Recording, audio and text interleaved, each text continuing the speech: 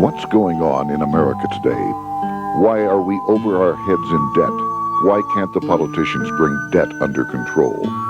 Why are so many people, often both parents now, working at low-paying, dead-end jobs and still making do with less? What's the future of the American economy and way of life? Why does the government tell us inflation is low when the buying power of our paychecks is declining at an alarming rate? Only a generation ago, bread was a quarter, and you could get a new car for $19.95. The problem is that since 1864, we've had a debt-based banking system. All our money is based on government debt. We cannot extinguish government debt without extinguishing our money supply. That's why talk of paying off the national debt without reforming our banking system is an impossibility. That's why the solution does not lie in discussing the size of the national debt, rather it lies in reforming our banking system. This is the Federal Reserve headquarters in Washington. It sits on this very impressive address, right on Constitution Avenue, right across from the Lincoln Memorial. But is it federal? Is it really part of the United States government? Well, what we're about to show you is that there's nothing federal about the Federal Reserve, and there are no reserves. The name is a deception created back before the Federal Reserve Act was passed in 1913 to make Americans think that America's central bank operates in the public interest. The truth is that the Federal Reserve is a private bank owned by private stockholders and run purely for their private profit. That's exactly correct. The Fed is a privately owned for-profit corporation which again has no reserves, at least no reserves available to back up the Federal Reserve notes, which is our common currency. Oh, absolutely. The Federal Reserve is neither federal and has doubtful reserves. It's a private bank that is owned by member banks. And it was chartered under the guise of deceit by an act of Congress in 1913. If there's still any doubt whether the Federal Reserve is a part of the U.S. government, check your local telephone book. In most cities, it is not listed in the blue government pages. It is listed in the business white pages right next to Federal Express, another private company. But more directly, U.S. courts have ruled time and time again that the Fed is a private corporation. Why can't Congress do something about the Fed? Most members of Congress just don't understand the system, and the few who do are afraid to speak up. For example, initially a veteran congressman from Chicago asked us if he could be interviewed for this video. However, both times our camera crew arrived at his office to do the interview, this was all we were able to film. The congressman never appeared, and eventually decided he no longer wanted to participate. But a few others in Congress have been bolder over the years. Here are three quick examples.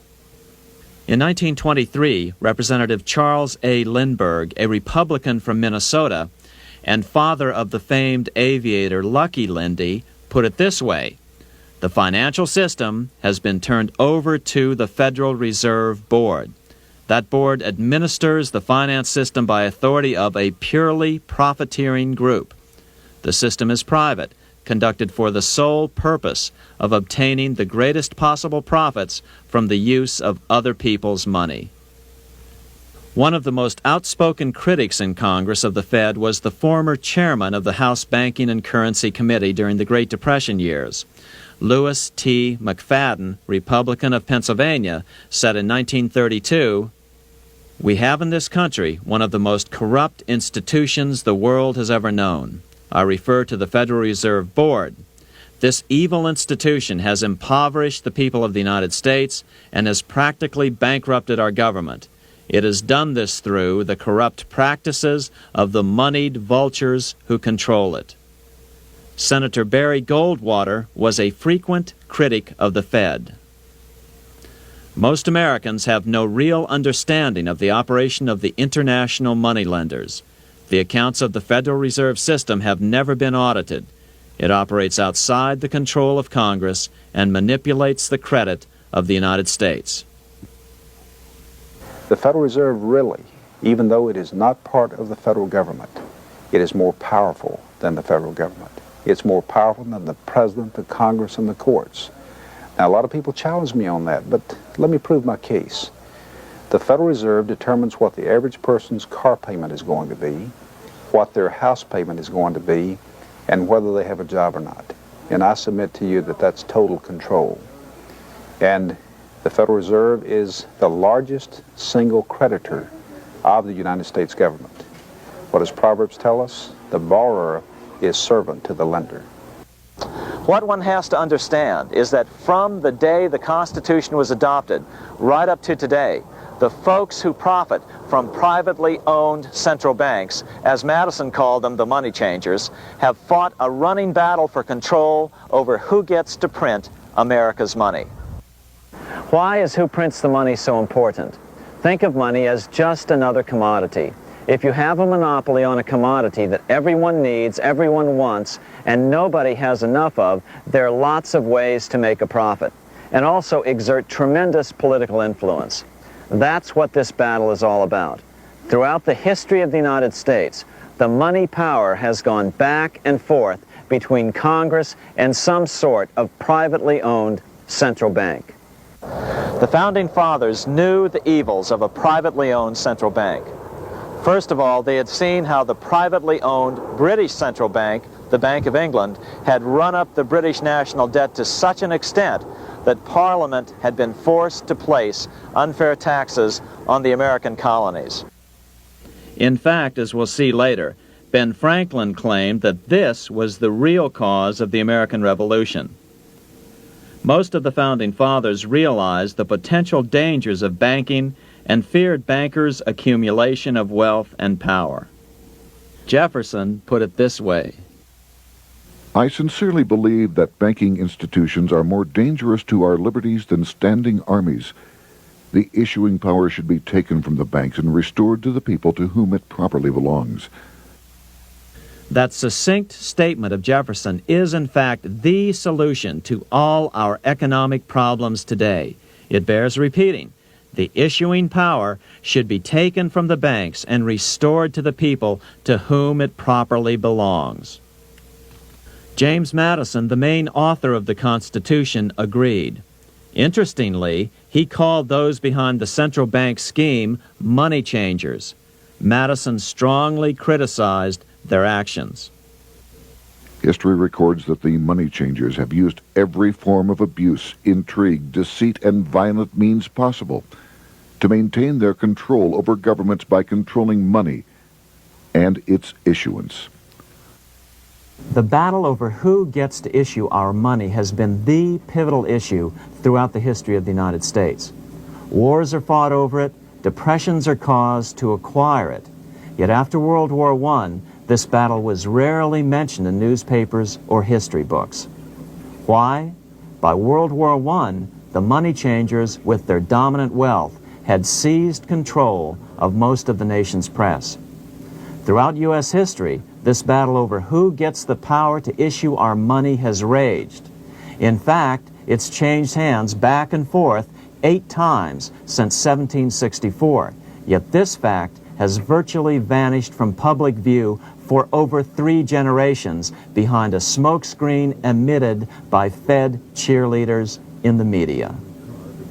Until we stop talking about deficits and government spending and start talking about who controls how much money we have, it's all just a big shell game, a complete and utter deception. It won't matter if you pass an ironclad amendment to the Constitution mandating a balanced budget. Our situation is only going to get worse until we root out the cause at its source. What's the solution for our national problem? First of all, education. That's what this video presentation is all about. But secondly, we must act. We must take back the power to issue our own money. Issuing our own money is not a radical solution. I want to stress that. It's the same solution used at different points in U.S. history by men like Benjamin Franklin, Thomas Jefferson, Andrew Jackson, Martin Van Buren, and Abraham Lincoln. So, to sum it up, in 1913, Congress gave an independent central bank, deceptively named the Federal Reserve, a monopoly over issuing America's money. And the debt generated by this quasi-private corporation is what is killing the American economy. Though the Federal Reserve is now the most powerful central bank in the world, it was not the first. So where did this idea come from? To really understand the magnitude of the problem, we have to travel back to Europe. Just who are these money changers James Madison spoke of? In the Bible, 2,000 years ago, Jesus drove the money changers from the temple.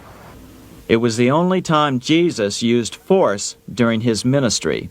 What were money changers doing in the temple?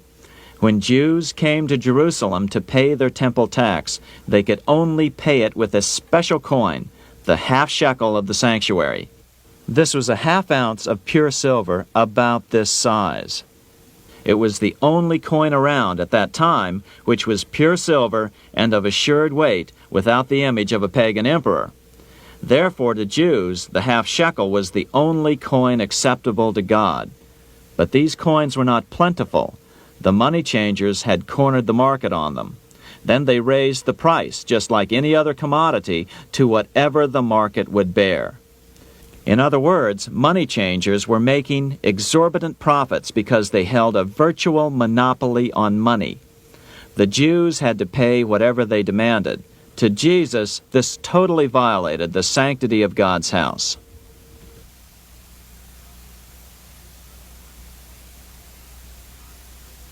But the money-changing scam did not originate in Jesus' day.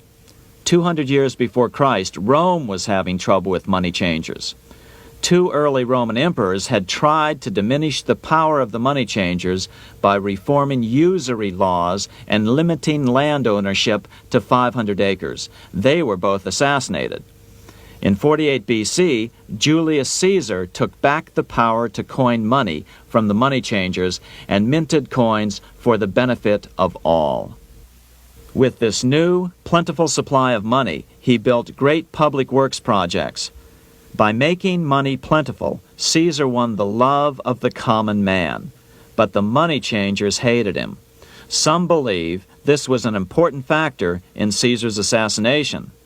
One thing is for sure, with the death of Caesar came the demise of plentiful money in Rome. Taxes increased, as did corruption. Just as in the case of America today, usury and debased coin became the rule. Eventually, the Roman money supply was reduced by 90%. As a result, the common people lost their lands and their homes, just as is about to happen soon in America. With the demise of plentiful money, the masses lost confidence in the Roman government and refused to support it. Rome plunged into the gloom of the Dark Ages.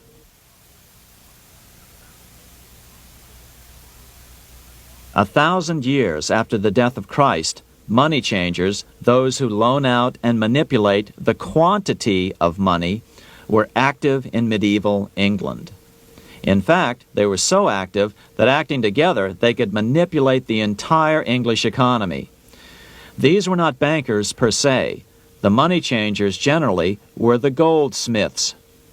They were the first bankers because they started keeping other people's gold for safekeeping in their vaults. The first paper money was merely a receipt for gold left at the goldsmith. Paper money caught on because it was more convenient than carrying around a lot of heavy gold and silver coins.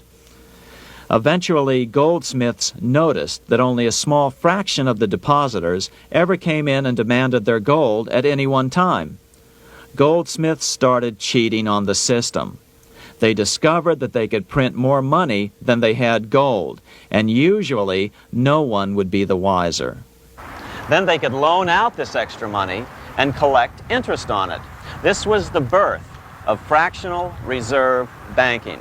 That is, loaning out many times more money than you have assets on deposit.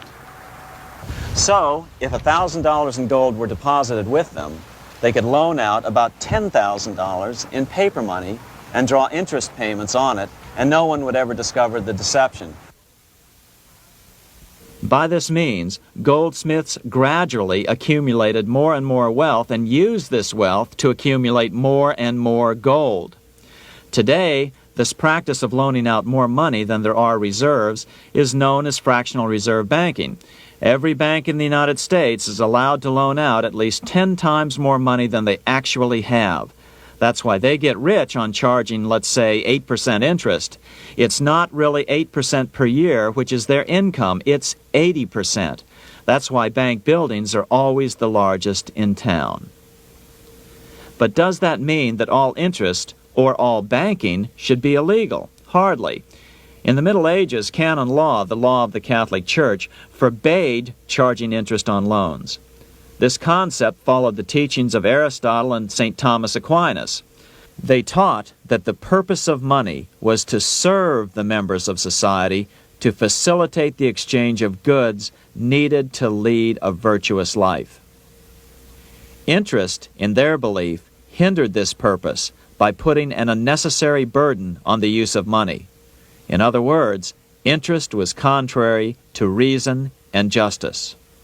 Reflecting church law in the Middle Ages, Europe forbade charging interest on loans and made it a crime called usury.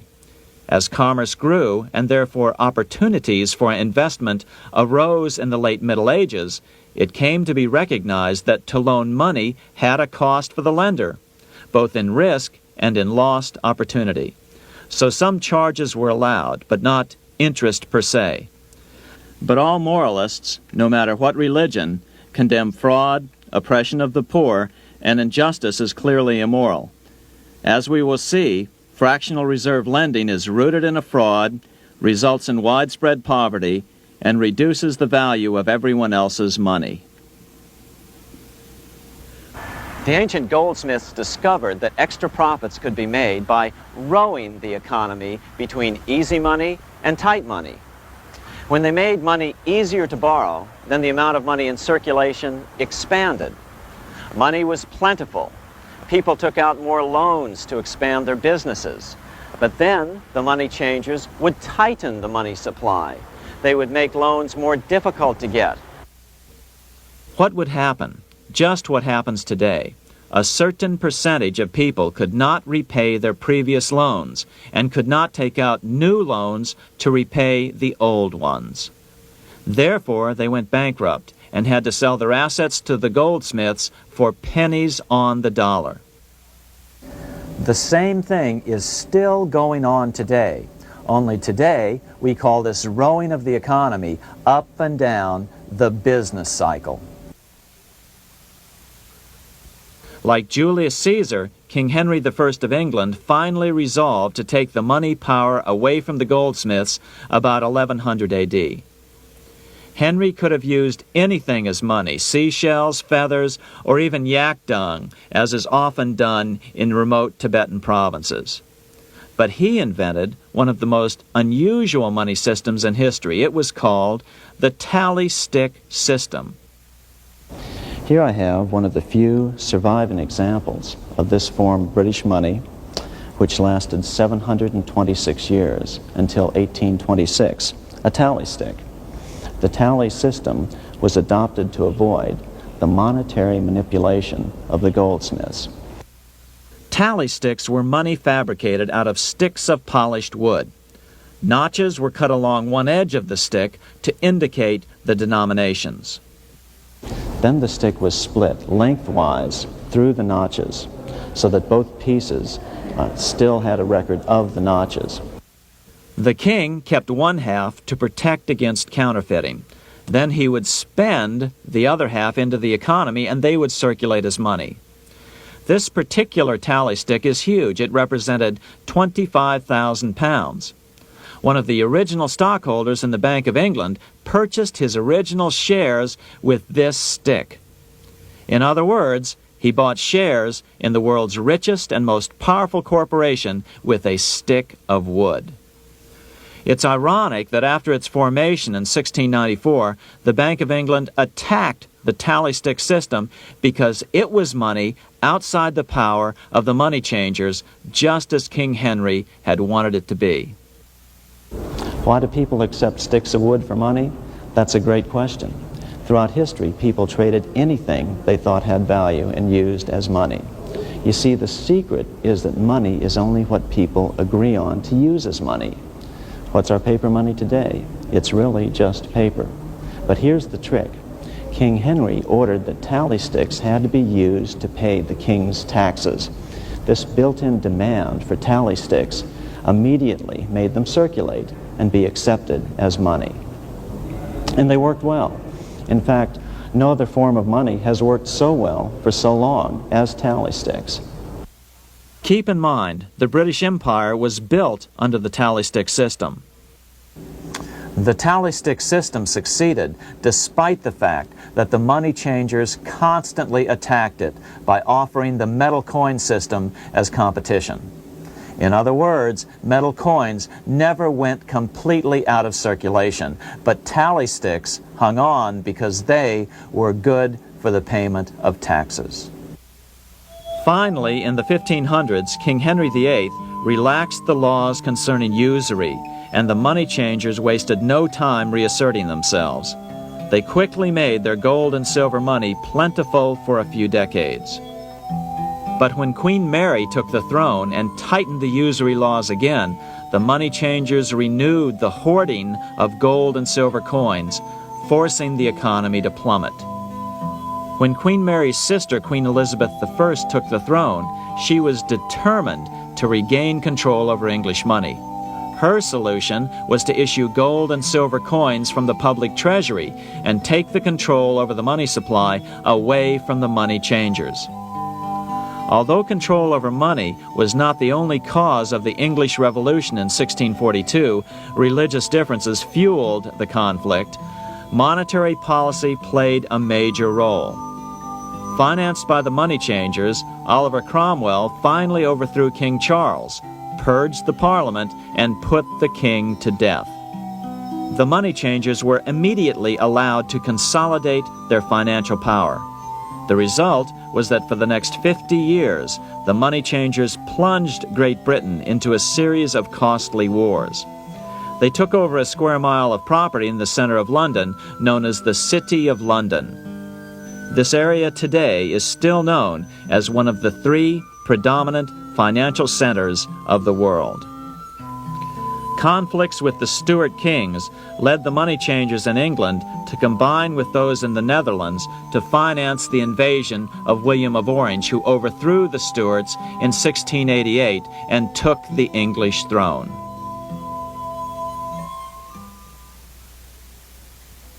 By the end of the 1600s, England was in financial ruin.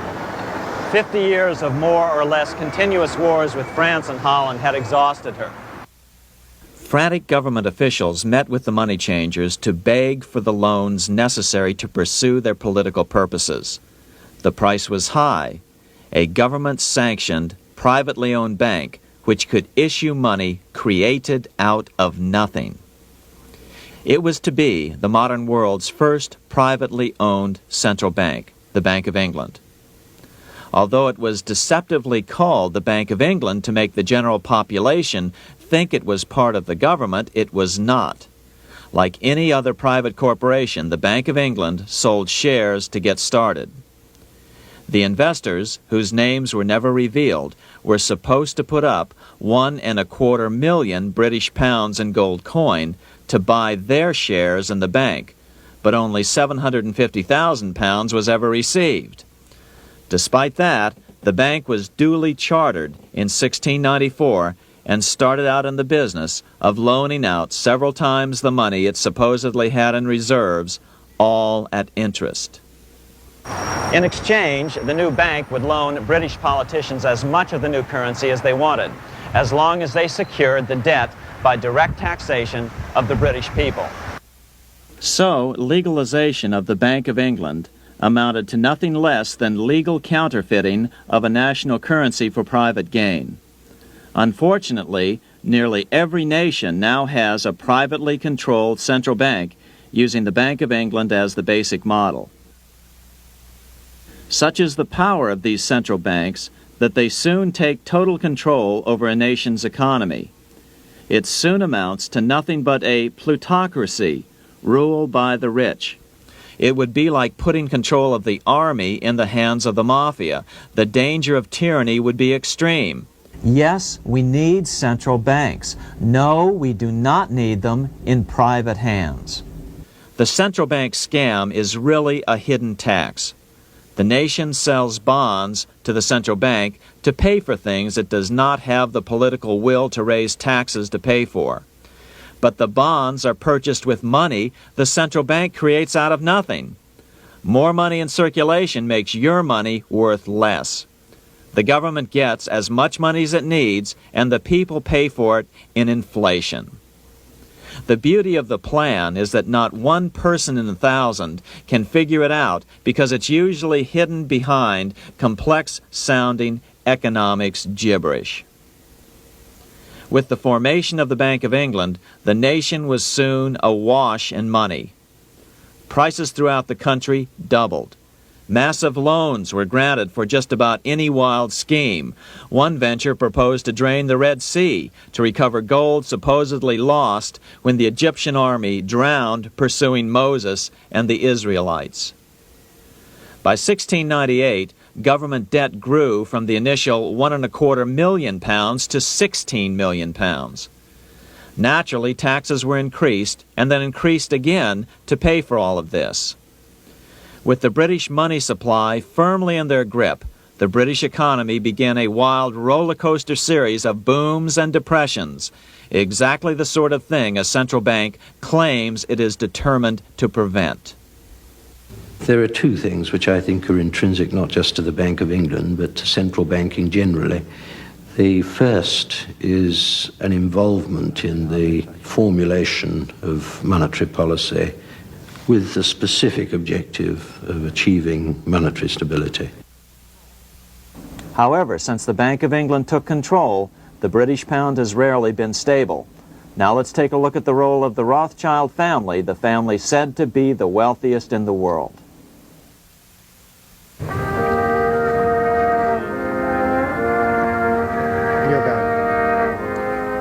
This is Frankfurt, Germany. 50 years after the Bank of England opened its doors, a goldsmith named Amschel Moses Bauer opened a coin shop, a counting house, in 1743. And over the door he placed a sign depicting a Roman eagle on a red shield. The shop became known as the Red Shield Firm, or in German, Rothschild. When his son, Amschel Meyer Bauer, inherited the business, he decided to change his name to Rothschild. Amschel soon learned that loaning money to governments and kings was more profitable than loaning to private individuals. Not only were the loans bigger, but they were secured by the nation's taxes. Mayer Rothschild had 5 sons. He trained them all in the skills of money creation, then sent them out to the major capitals of Europe to open branch offices of the family banking business. His first son, Amschel Meyer, stayed in Frankfurt to mind the hometown bank. His second son, Solomon, was sent to Vienna. His third son, Nathan, was clearly the most clever.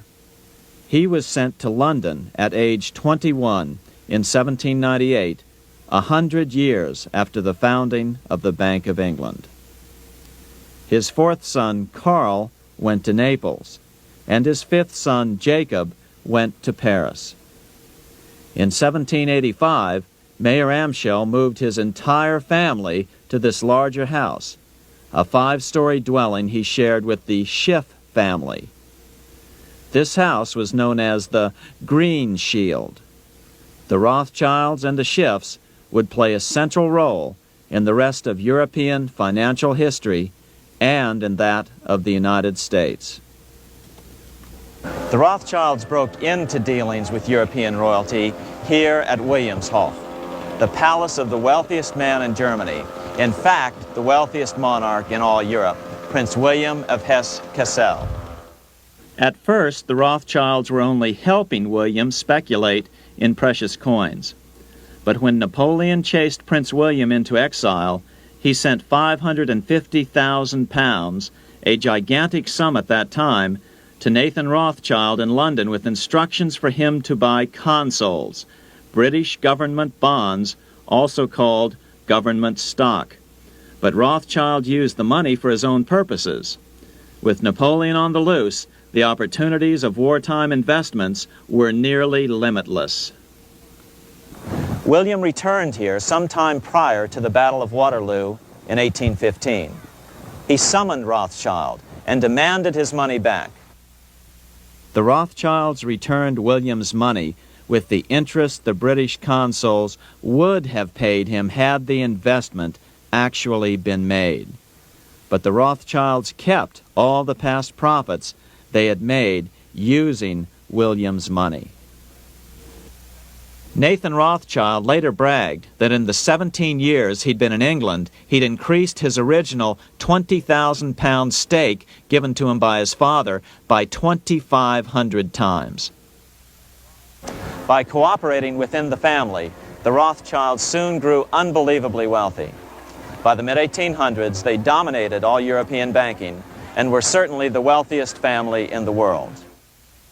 They financed Cecil Rhodes, making it possible for him to establish a monopoly over the diamond and gold fields of South Africa.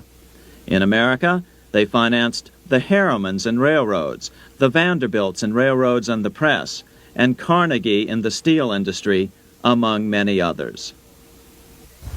In fact, during World War I, J.P. Morgan was thought to be the richest man in America. But after his death, it was discovered that he was actually only a lieutenant of the Rothschilds.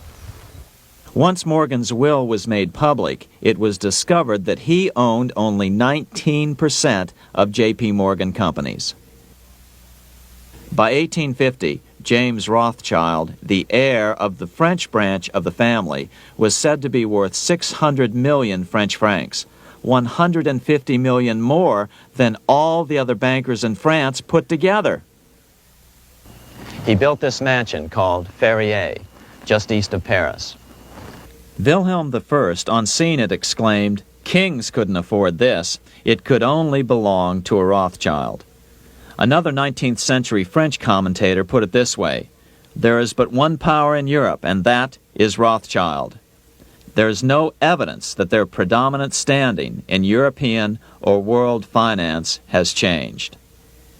Now let's take a look at the results the Bank of England had produced on the British economy and how that later was the root cause of the American Revolution.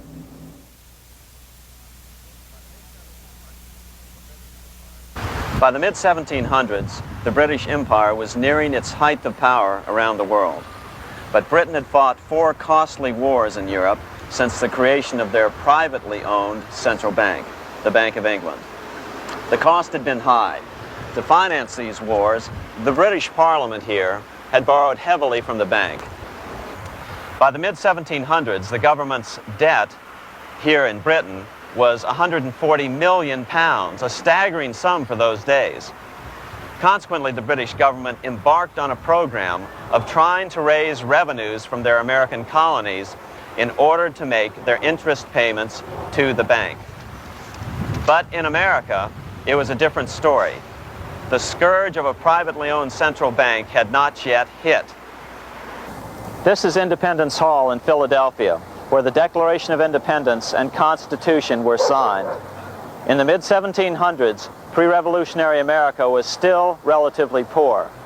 There was a severe shortage of precious metal coins to trade for goods, so the early colonists were forced to experiment with printing their own homegrown paper money. Some of these experiments were successful.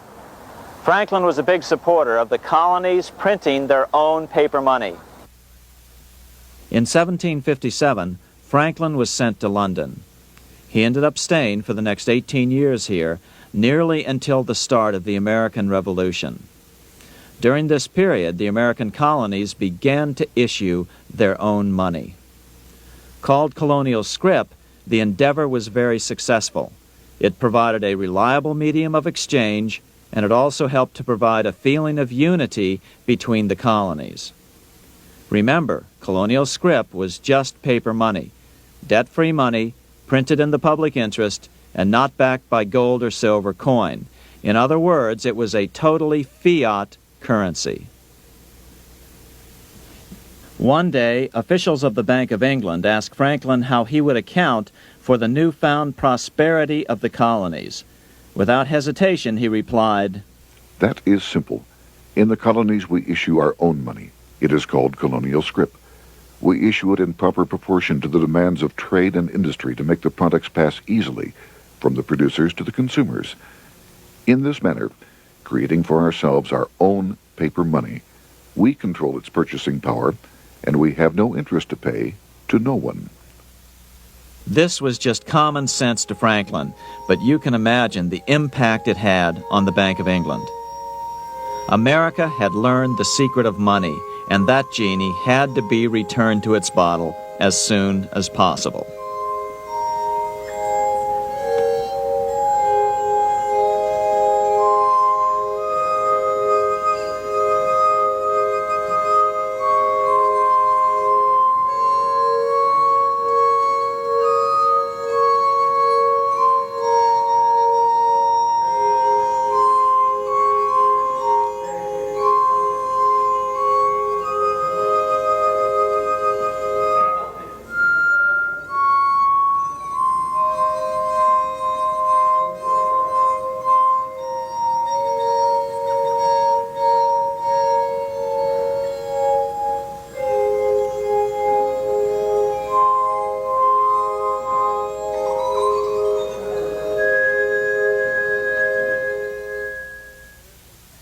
As a result, Parliament hurriedly passed the Currency Act of 1764. This prohibited colonial officials from issuing their own money and ordered them to pay all future taxes in gold or silver coins. In other words, it forced the colonies on a gold or silver standard. For those who still believe that a gold standard is the answer for America's current monetary problems, look what happened to America after that. Writing in his autobiography, Franklin said, In 1 year, the conditions were so reversed that the era of prosperity ended and a depression set in to such an extent that the streets of the colonies were filled with unemployed. Franklin claims that this was even the basic cause for the American Revolution. As Franklin put it in his autobiography, The colonies would gladly have borne a little tax on tea and other matters had it not been that England took away from the colonies their money, which created unemployment and dissatisfaction. The inability of the colonists to get the power to issue their own money permanently out of the hands of George III and the international bankers was the prime reason for the Revolutionary War. by the time the first shots were fired in Lexington, Massachusetts, on April 19, 1775, the colonies had been drained of gold and silver coin by British taxation. As a result, the Continental government had no choice but to print money to finance the war.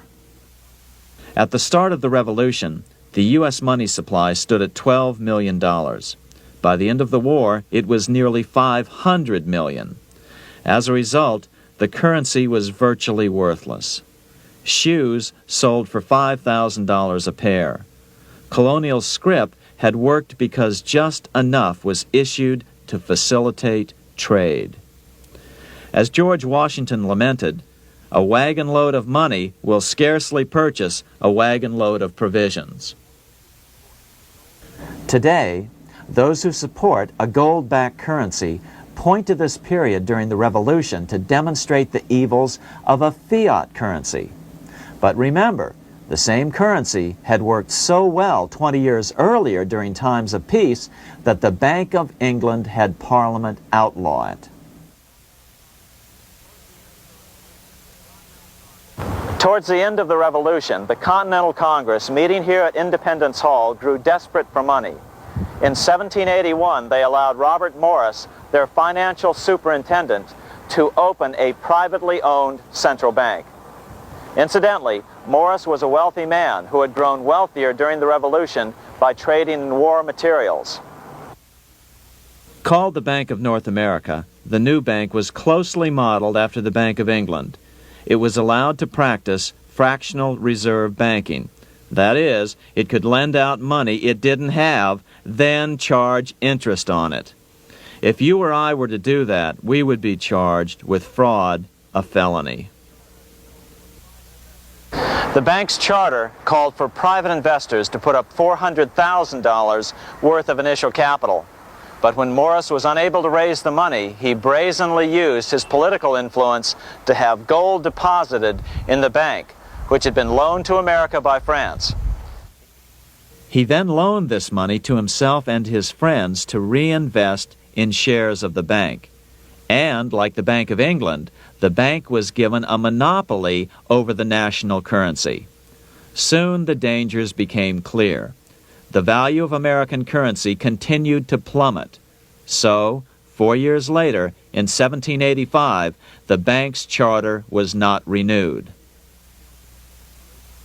The leader of the effort to kill the bank, William Findley of Pennsylvania, explained the problem this way, quote, "This institution, having no principle but that of avarice, will never be varied in its object, to engross all the wealth, power, and influence of the state." The men behind the Bank of North America, Alexander Hamilton, Robert Morris, and the bank's president, Thomas Whiling, did not give up. Only 6 years later, Hamilton, then Secretary of the Treasury, and his mentor, Morris, rammed a new privately owned central bank through the new Congress. Called the first bank of the United States, Thomas Whiling again served as the bank's president. The players were the same, only the name of the bank was changed.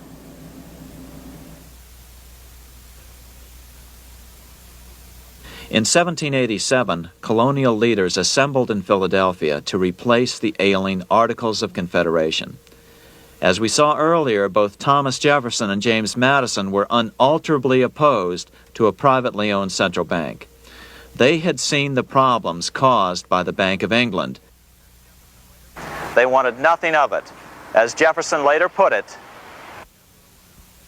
"If the American people ever allow private banks to control the issue of their currency, first by inflation, then by deflation, the banks and the corporations which grow up around them will deprive the people of all property until their children wake up homeless on the continent their fathers conquered."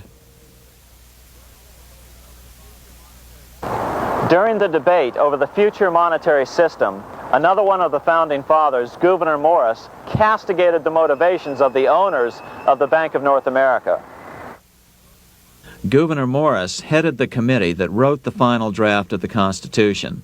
Morris knew the motivations of the bank well.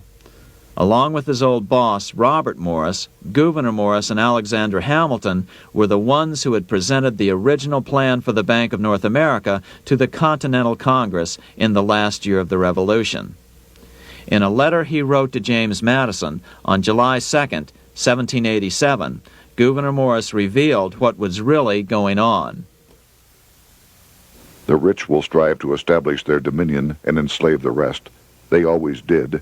They always will. They will have the same effect here as elsewhere if we do not, by the power of government, keep them in their proper spheres. Despite the defection of Gouverneur Morris from the ranks of the bank, Hamilton, Robert Morris, Thomas Whiling, and their European backers were not about to give up. They convinced the bulk of the delegates to the Constitutional Convention to not give Congress the power to issue paper money. Most of the delegates were still reeling from the wild inflation of the paper currency during the Revolution. They had forgotten how well colonial scrip had worked before the war. But the Bank of England had not. The money changers could not stand to have America printing her own money again. So the Constitution is silent on the matter. This grievous defect left the door wide open for the money changers, just as they had planned.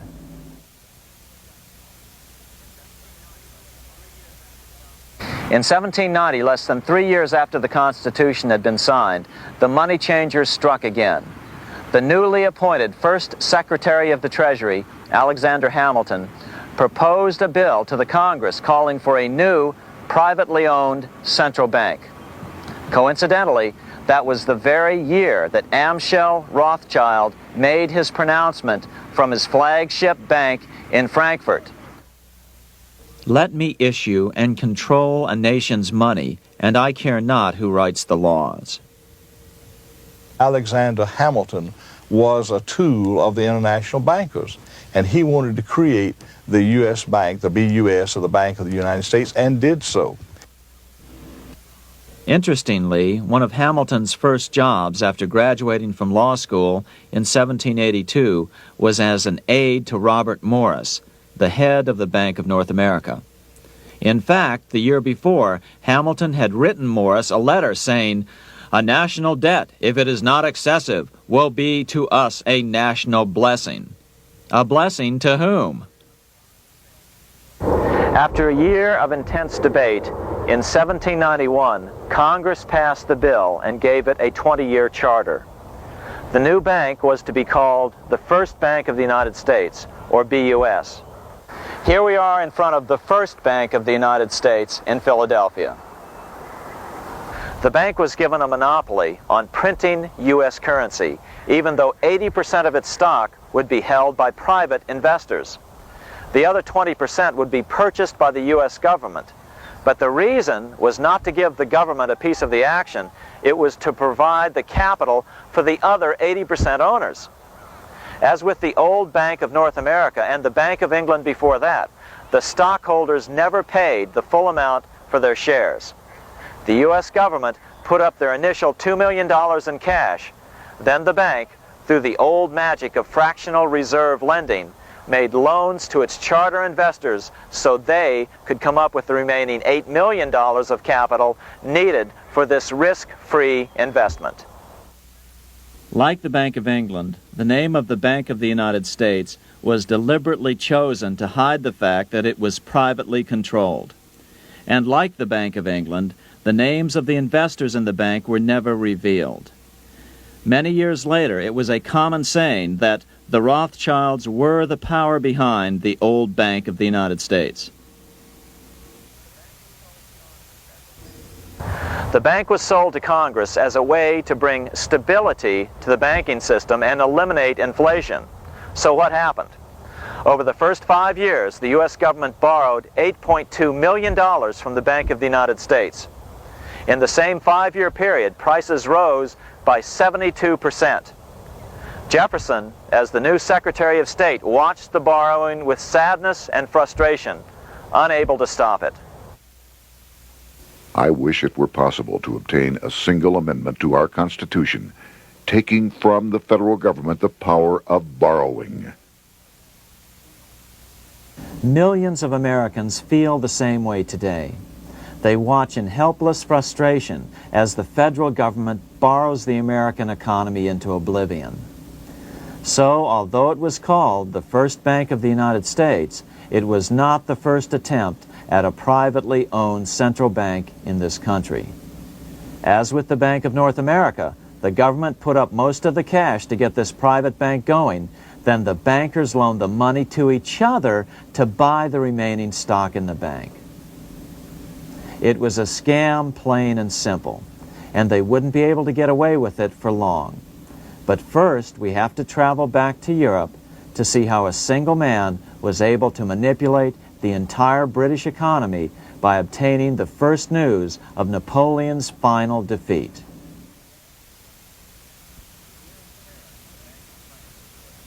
Here in Paris, the Bank of France was organized in 1800, just like the Bank of England. But Napoleon decided France had to break free of debt, and he never trusted the Bank of France. He declared that when a government is dependent upon bankers for money, the bankers, not the leaders of the government, are in control. The hand that gives is above the hand that takes. Money has no motherland. Financiers are without patriotism and without decency. Their sole object is gain. Back in America, unexpected help was about to arrive. In 1800, Thomas Jefferson narrowly defeated John Adams to become the third president of the United States. By 1803, Jefferson and Napoleon had struck a deal. The U.S. would give Napoleon $3 million in gold in exchange for a huge chunk of territory west of the Mississippi River, the Louisiana Purchase. With that $3 million, Napoleon quickly forged an army and set off across Europe, conquering everything in his path. But the Bank of England quickly rose to oppose him. They financed every nation in his path, reaping the enormous profits of war. Prussia, Austria, and finally Russia all went heavily into debt in a futile attempt to stop Napoleon. 4 years later, with the main French army in Russia, 30-year-old Nathan Rothschild, the head of the London office of the Rothschild family, personally took charge of a bold plan to smuggle a much-needed shipment of gold right through France to finance an attack by the Duke of Wellington from Spain. Nathan later bragged at a dinner party in London that it was the best business he'd ever done. Little did he know that he would do much better business in the near future. Wellington's attacks from the south and other defeats eventually forced Napoleon to abdicate, and Louis XVIII was crowned king. Napoleon was exiled to Elba, a tiny island off the coast of Italy, supposedly exiled from France forever. While Napoleon was in exile on Elba, temporarily defeated by England with the financial help of the Rothschilds, America was trying to break free of its central bank as well.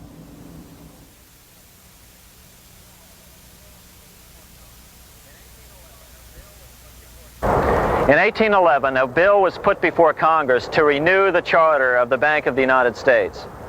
The debate grew very heated, and the legislatures of both Pennsylvania and Virginia passed resolutions asking Congress to kill the bank. The press corps of the day attacked the bank openly, calling it a great swindle, a vulture, a viper, and a cobra. Oh, to have an independent press once again in America. A congressman named P.B. Porter attacked the bank from the floor of Congress, saying if the bank's charter was renewed, Congress, quote, will have planted in the bosom of this Constitution a viper, which one day or another will sting the liberties of this country to the heart, close quote. Prospects didn't look that good for the bank. Some writers have even claimed that Nathan Rothschild warned that the United States would find itself involved in a most disastrous war if the bank's charter were not renewed. But it wasn't enough. When the smoke had cleared, the renewal bill was defeated by a single vote in the House and was deadlocked in the Senate. By now, America's fourth president, James Madison, was in the White House. Remember, Madison was a staunch opponent of the bank. His vice president, George Clinton, broke a tie in the Senate and sent the bank into oblivion. Within 5 months, England attacked the U.S., and the War of 1812 was on. But the British were still busy fighting Napoleon, and so the War of 1812 ended in a draw in 1814. Though the money changers were temporarily down, they were far from out. It would take them only another 2 years to bring back their bank bigger and stronger than ever.